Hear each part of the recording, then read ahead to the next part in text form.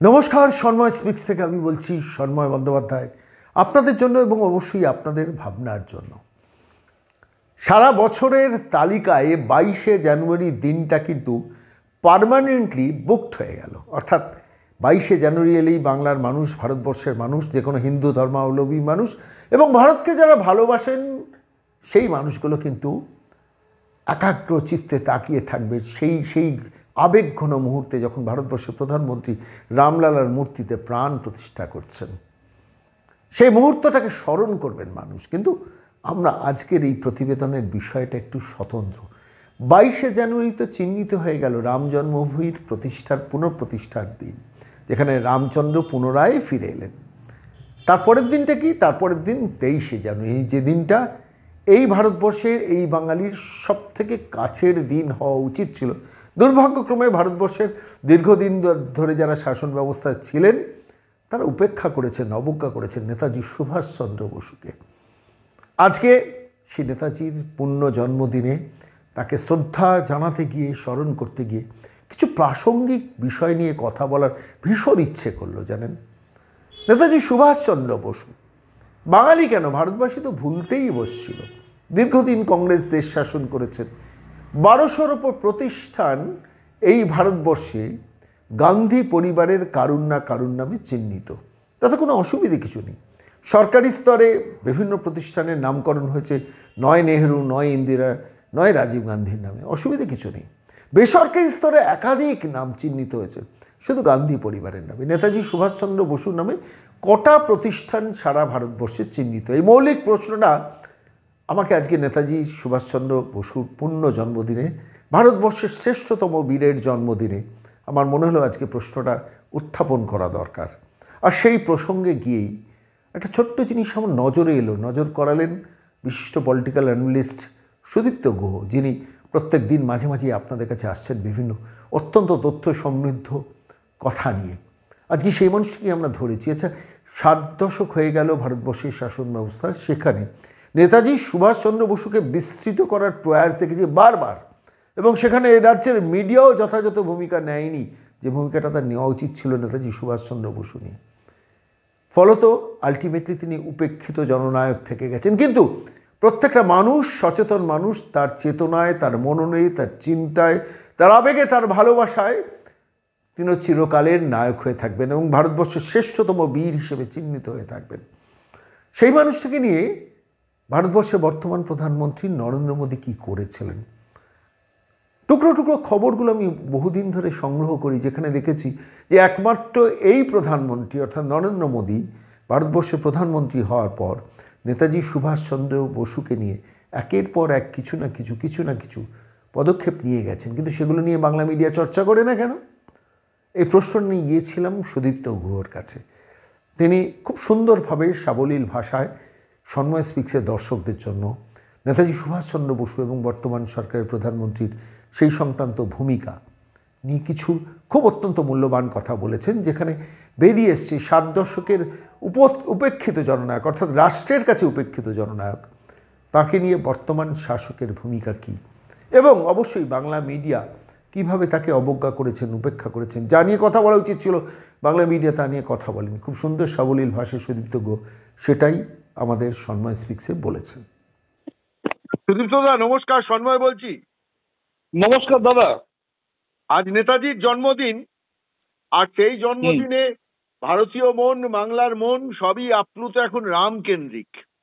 কিন্তু তার মধ্যে ভুলি কি করে যে স্বাধীনোত্তর ভারতে নেতাজি সুভাষচন্দ্র বসুর একটা খুব গুরুত্বপূর্ণ দিক, যেটা বাংলা মিডিয়া পরিকল্পিতভাবে সাপ্রেস করে গেছে। আমরা আজকে সেই নিয়ে আপনার কাছে এলাম যে ভারতবর্ষের স্বাধীনতার 7 দশক পরেও ভারতবর্ষের প্রথম কোন প্রধানমন্ত্রী যিনি নেতাজিকে একটা চর্চার মধ্যে নিয়ে এসছেন তার কাজের এবং কর্মসূচির মধ্য দিয়ে, একটু বলবেন, একটু ব্যাখ্যা করবেন? প্রথম কথা বলি, গান্ধী ফ্যামিলি একদম ইগনোর করেছে, কারণ নেহেরুর তিনি শত্রু ছিলেন, মানে বা গান্ধীর শত্রু ছিলেন মানে বেসিক্যালি। তারপর নরসিংহরাও কিছুটা বার্তা দিয়েছিলেন, কিছুটা আইকে গুজরাল এরা, অটলজি তো দিয়েই ছিলেন। এরপর গান্ধী ফ্যামিলি আবার 10 বছর রাজত্ব করে মনমোহন সিংকে বসিয়ে তারা ইয়ে করেনি। কিন্তু পশ্চিমবঙ্গে কমিউনিস্টরা যারা ছিল, কমিউনিস্টরাও তাদের যেহেতু উনি অক্ষশক্তি ছিলেন, কমিউনিস্টরাও তাকে শক্তি বলে মনে করতো এবং একসময় তোজর কুকুর বলেছে। এর ফলে পশ্চিমবঙ্গের যে মিডিয়া, সেই মিডিয়া বরাবর সুভাষচন্দ্র বসুকে বিচ্ছে করে এসছে। আর দ্বিতীয় বিশ্বযুদ্ধের সময় যখন সুভাষ বসু যখন জার্মানের সঙ্গে ছিলেন বা জাপানের সঙ্গে ছিলেন, প্র্যাকটিক্যালি পশ্চিমবঙ্গের মানুষ জানতোই না, এবং যুদ্ধ শেষ হওয়ার পর জানতে পেরেছে যে উনি জাপানে গেছিলেন, অত বড় একটা সেনা তৈরি করেছেন, উনি যে ওখান থেকে আন্দামানে এসছেন, আন্দামান থেকে উনি যে মণিপুরে এসছেন, মানে এই খবরগুলো মানে বাঙালি জানতো না। এবং সেই সময় থেকে এই মিডিয়া কিন্তু সুভাষ বোসের এগেন্স্টে ছিল। মানে যতটা সুভাষ বোসকে নিয়ে উন্মাদনা, আজকে রামকে নিয়ে যে উন্মাদনা আপনি এখানে দেখছেন, বা ওই স্ট্যাচু অফ ইউনিটি নিয়ে গুজরাটে যে উন্মাদনা দেখছেন, সেই উন্মাদনা কিন্তু পশ্চিমবঙ্গের মানুষের মধ্যে নেই। এবং এটা দুঃখ করে বলেছে ওনার যে গবেষক অনুজ ধর, উনি 20 বছর পশ্চিমবঙ্গে কাটিয়ে রেখেছেন, যে মানুষের সুভাষ বোসকে নিয়ে মানে কিছু আসে যায় না। এর কতগুলো প্রমাণ আমি আপনাকে দিই। প্রথম কথা হচ্ছে যে আজ থেকে গত 7-8 বছরের মধ্যে প্রথমবার নরেন্দ্র মোদীজি সুভাষ বোসকে সর্বোচ্চ রেকগনিশন দিয়েছেন, এবং উনি ঘোষণা করলেন যে অবিভক্ত ভারতের প্রথম প্রধানমন্ত্রী নেতাজি। বাঙালির মধ্যে কোনো হলদল নেই, কারণ একদিন খবরটা একটা ছোট্ট করে ছেপে পরের দিন থেকে এই খবরটা ছাপলো না। উনি ঘোষণা করলেন যে 23শে অক্টোবর 1943 আমাদের স্বাধীনতা দিবস, কারণ ওই দিন ওই পতাকাটা উড়িয়েছেন আন্দামানে। আবার কলকাতা এখানকার যে আনন্দবাজার বর্তমান এই সময় ব্যাপারটাকে চেপে দিয়ে চলে গেল, মানে ছোট্ট একটা নিউজ করে বেরিয়ে চলে গেল। এরপর মোদীজি যেটা করলেন, আজাদ হিন্দ সরকারকে মান্যতা দিলেন। এই ঘটনাটাও কিন্তু অল্পের উপর চেপে দিয়ে, মানে যেটা নাকি বাঙালির একটা প্রাইড, সেই ব্যাপারটা চেপে দেওয়া হলো। নাম্বার 2, আপনি দেখবেন আন্দামানে স্বদেশ এবং স্বরাজ দুটো দ্বীপ, এই দুটো নামকরণ করলেন, এবং আগামী দিনে আপনি জানেন এই আন্দামান নিকোবর দ্বীপপুঞ্জ কিন্তু বেসিক্যালি ভারতবর্ষের সিঙ্গাপুর হতে চলেছে। তার দুটো দ্বীপকে নাম দিয়েছেন স্বদেশ এবং স্বরাজ। এখানেও এখানকার মিডিয়া এমনভাবে আজকে যে এই যে মিডিয়া আজকে রামকে নিয়ে এত চর্চা করছে, মিডিয়া আজকে স্ট্যাচু অফ ইউনিটি নিয়ে চর্চা করছে, তখন বাঙালিরা হিংসা করে বিভিন্ন কুৎসা করে রামকে নিয়ে, বা সর্দার বল্লভভাই অত বড় স্ট্যাচু কেন তৈরি করা হবে। কিন্তু বাঙালিকে তার 5 গুণ দিয়েছে, মানে সুভাষচন্দ্র বোসকে তার 5 গুণ দিয়েছে, অথচ বাঙালির মধ্যে কোনো রিয়াকশন নেই। এবং এই যে রিয়াকশনটা নেই, এর কারণ বাংলার মিডিয়া এই পুরো জিনিসটাকে এমনভাবে ডাউন প্লে করছে যে এই পুরো জিনিসটা মানে বাঙালির মন থেকে চলে যাচ্ছে। আপনি বাঙালিদের জিজ্ঞেস করুন, 99% লোককে জিজ্ঞেস করুন, অরবিন্দ ঘোষকে এত বড় একজন দার্শনিক কেউ বলতে পারবে না। এবং লাস্ট যেটা হলো দিল্লিতে, যেটা নাকি সুভাষ বোসের সোকল্ড ডটার অনিতা দাস, সে আশ্চর্য হয়ে গেছে যে পঞ্চম জর্জের যে ওখানে স্ট্যাচু ছিল, অত বড় একটা স্ট্যাচু, সেটাকে চড়িয়ে নান বাট নেতাজির স্ট্যাচু ওখানে বসানো হয়েছে।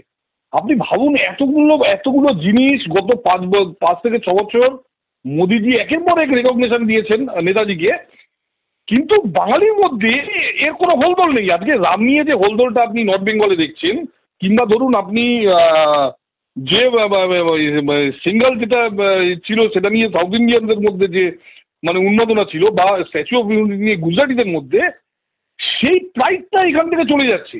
এবং এই চলে যাওয়া মানুষের মধ্যে একটা হীনমন্যটা ঢুকিয়ে দেওয়া, যে না তোমার দ্বারা কিছু হবে না। আমি তো আরেকটা কথা আপনাকে বলি এই প্রসঙ্গে, কেন এই হীনমন্যটা ঢোকানো। সিঙ্গাপুরের প্রথম প্রধানমন্ত্রী একসময় বলেছিলেন যে সিঙ্গাপুরকে আমি কলকাতা বানিয়ে দেবো। মানে কলকাতা কোন জায়গায় ছিল যে সিঙ্গাপুরের প্রধানমন্ত্রী বলেছিল যে আমি এটা কলকাতা বানিয়ে দেবো, এবং বাজপেয়ী যখন প্রথমবার সিঙ্গাপুরে গেছেন উনি বলেছিলেন আরে সিঙ্গাপুর তো কলকাতা হয়ে Gaya. So this was Kolkata, মানে একটা লন্ডনের স্টেশনের একটা সিটি। সেই সিটিটাকে নামাতে আজকে 500 টাকার একটা ভিখারির জায়গায় নিয়ে গেছে। এবং এই যাতে হীনমন্যতাটা থাকে মানুষের মধ্যে, যাতে মানুষ বোঝে যে না তোমার দ্বারা কিছু হবে না। তুমি ক্যালকাটা ইউনিভার্সিটিতে পড়েছো, 50%-এর কম নাম্বার পেয়েছো, ইচ্ছে করে 50%-এর কম নাম্বার দেওয়া হলো, তুমি ফেল করেছো, তোমার দ্বারা কিছু হবে না, এবং তোমার কোনো আদর্শ নেই, তোমার কোনো সামনে কোনো বড় লোক নেই, তোমার পূর্বপুরুষ তারাও তোমার মতোই মানে জিরো।